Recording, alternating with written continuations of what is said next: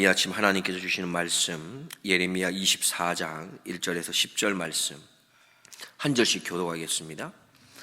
바벨론 왕 느부갓네살이 유다 왕 여호야김의 아들 여고냐와 유다 방백들과 목공들과 철공들을 예루살렘에서 바벨론으로 옮긴 후에 여호와께서 여호와의 전 앞에 놓인 무화과 두 광주리로 내게 보이셨는데 한 광주리에는 처음 익은 듯한 극히 좋은 무화과가 있고 한 광주리에는 악하여 먹을 수 없는 극히 악한 무화과가 있더라.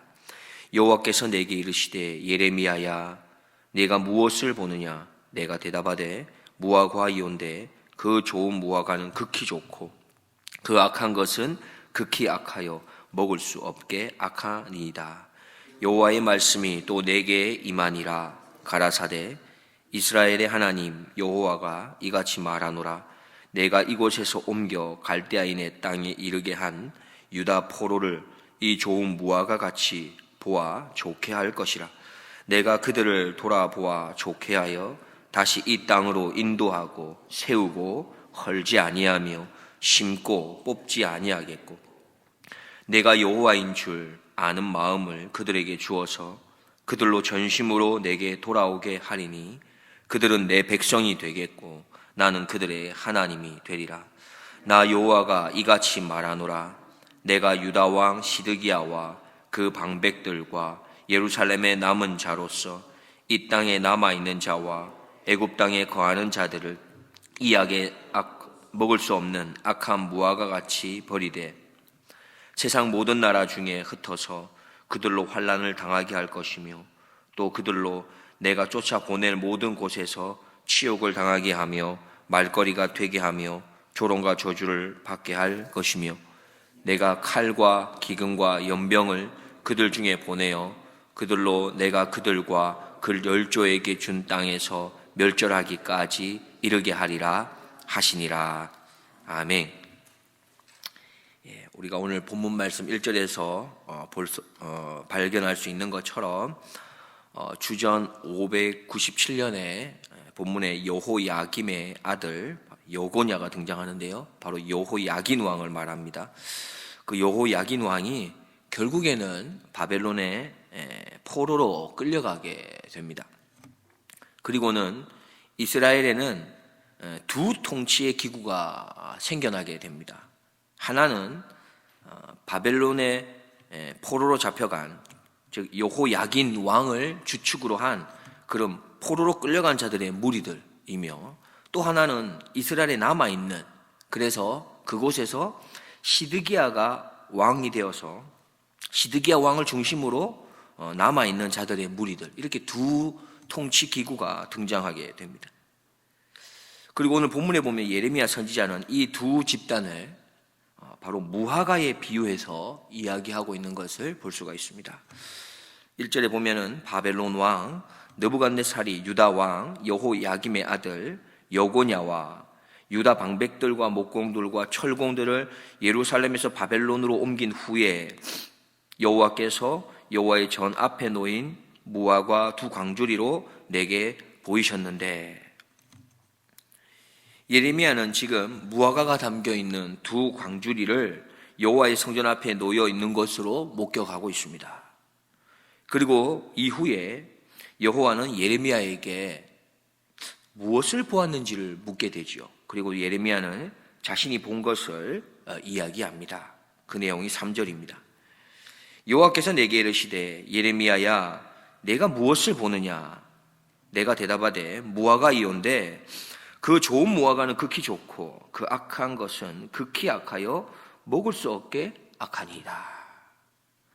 예레미야는 좋은 무화과를 극히 좋은 것이라고 표현하면서 최상품이라고 말하고 있는 것이죠. 나쁜 무화과를 아주 악하다라는 표현을 써서 최고로 좋지 못한 그러한 것으로 묘사하고 있습니다. 그리고 이 악한 것에 대한 묘사는 두 번이나 반복하여서 하고 있는 것으로 볼 수 있는데 결국 악한 무화과의 상태를 부각시키고 있는 것이죠. 5절에 보면 이스라엘 하나님 여호와가 이같이 말하노라. 내가 이곳에서 옮겨 갈대아인의 땅에 이르게 한 유다 포로를 이 좋은 무화과 같이 보아 좋게 할 것이라 했습니다. 우리가 일반적으로 생각해 보면 이 포로로 잡혀갔다라는 것은 또 심판을 받은 모습이라고 생각할 수 있는 것이죠. 버림받은 자들의 모습이라고 우리는 일반적으로 생각할 수 있는데, 오늘 본문에서는 포로로 끌려간 자들이 오히려 보호를 받고 또 건져냄을 받은 자처럼 여겨집니다. 5절 마지막 부분을 보면은 포로들을 향해서 이 좋은 무화과 같이 보아 좋게 할 것이다 라는 표현을 하고 있습니다. 지금 하나님께서는 포로로 끌려간 자들을 좋은 무화과와 같이 여기시는 거죠. 그리고 그들을 돌보겠다 말씀합니다.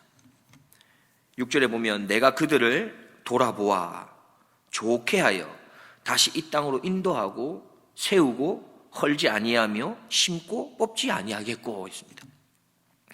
계속해서 6절은 여호와께서 포로로 끌려간 자들을 다시금 돌아오게 하실 계획을 말씀하고 계십니다. 내가 그들을 돌아보아 좋게 하겠다. 즉 이것을 이렇게 표현할 수 있겠습니다. 내가 내 눈을 그들 위에 두겠다. 즉 이것은 하나님께서 그들을 돌보겠다는 것을 의미하는 것입니다. 그렇게 그들을 돌아보아 그들을 돌보실 뿐만 아니라 이어서 하시는 말씀이 그들을 좋게 하겠다 말씀합니다. 무슨 말씀입니까? 포로로 끌려간 그들을 좋은 것으로 만들겠다라는 하나님의 의지를 나타내고 있는 것입니다. 그렇게 하나님께서는 포로로 끌려간 그들을 돌보셔서 잘 되게 할 뿐만 아니라 결국에는 다시금 그들이 있었던 곳으로 이 땅으로 인도하겠다라고 선언하고 계십니다. 무슨 말씀입니까? 포로로 잡혀갈 것을 이야기하면서 동시에 하나님께서는 포로에서 귀환하여 돌아올 것을 선포하고 계신 것입니다.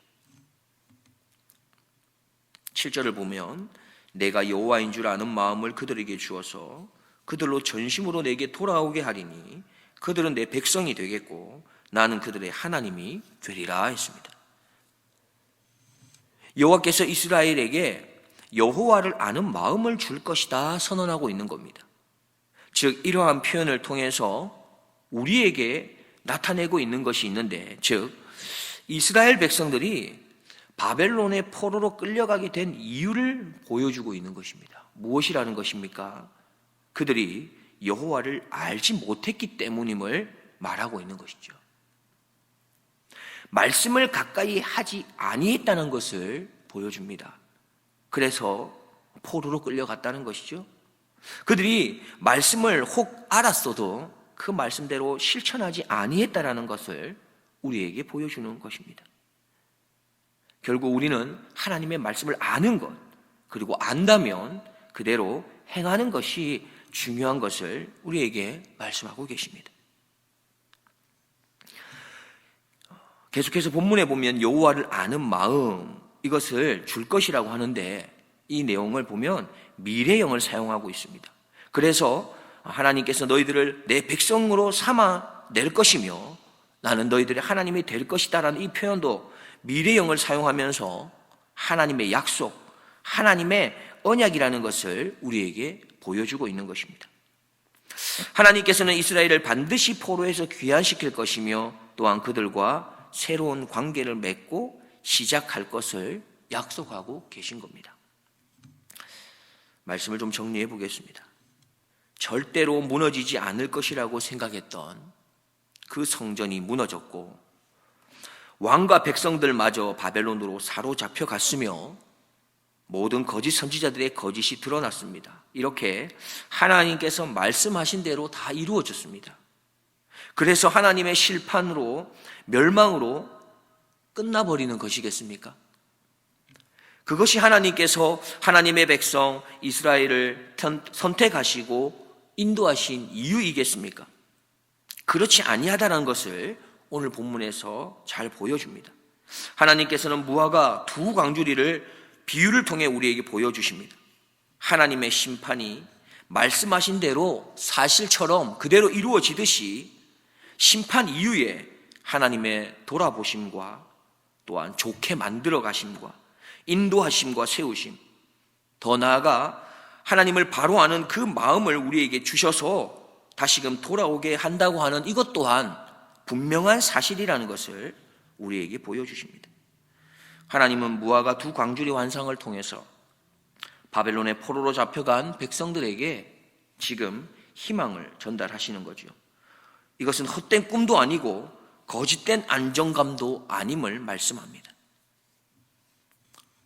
우리는 기억해야 합니다. 우리가 우리의 허물, 바로 우리의 죄 때문에 우리는 혹독한 심판 가운데 있을 수도 있는 것이죠. 그렇게 생각되어지는 상황에 놓여진다 해도 포로로 잡혀갔던 이스라엘 백성들에게 여전히 하나님께서 희미하지만 선명한 빛으로 거기에 함께 계셨던 것처럼, 희망으로 약속을 주셨던 것처럼 여전히 우리를 향하고 있는 그 하나님의 은혜와 긍휼과 회복의 손이 있다고 하는 그 사실을 우리는 잊지 말아야 하는 것입니다.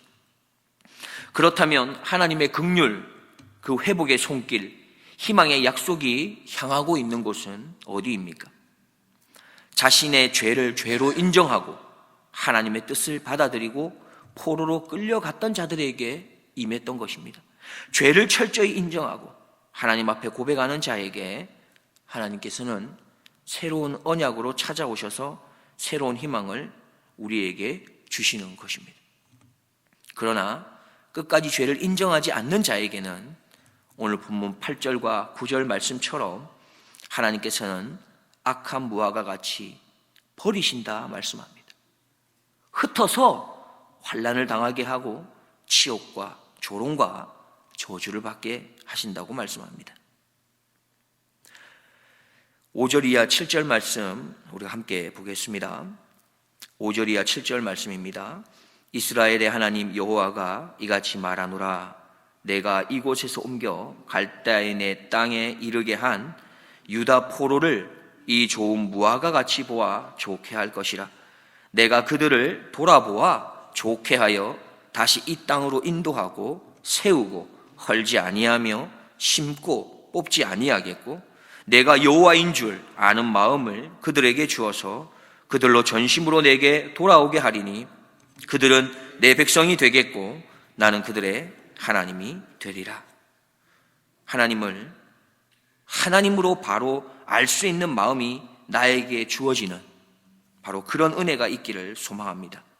왜냐하면 하나님을 바로 아는 그 마음이 바로 나를 하나님께로 전심으로 돌아갈 수 있도록 하기 때문입니다. 하나님을 바로 아는 자는 철저하게 자신의 죄를 인정하고 하나님께로 돌이키는 자입니다. 시편 32편 말씀에 내가 이르기를 내 허물을 여호와께 자복하리라 하고 주께 내 죄를 아뢰고 내 죄악을 숨기지 아니하였더니 곧 주께서 내 죄의 악을 사하셨나이다. 기도하겠습니다. 하나님 아버지, 하나님께서는 사랑하는 자녀들에게 계속해서 기회를 주시고 기다려 주십니다. 그러나 끝까지 죄를 뉘우치지 아니하면 어쩔 수 없이 심판의 손을 펼치시지만 결국 우리의 죄로 인한 심판임에도 불구하고 그 심판 너머로 빛을 비추어 주셔서 결국 하나님의 백성으로 다시금 부르시고 세우시는 그 주님의 은혜를 생각하며 또한 감사드립니다. 원하옵기는 하나님을 아는 마음이 내 안에 충만히 심기어져서 전심으로 하나님께 돌아가기를 힘쓰는 하나님의 백성의 삶을 살아내게 하여 주시옵소서. 나를 돌보시고 인도하셔서 영원한 생명으로 하나님의 통치와 다스림으로 날마다 인도하여 주시는 나의 구주 예수 그리스도의 이름으로 기도드리옵나이다. 아멘.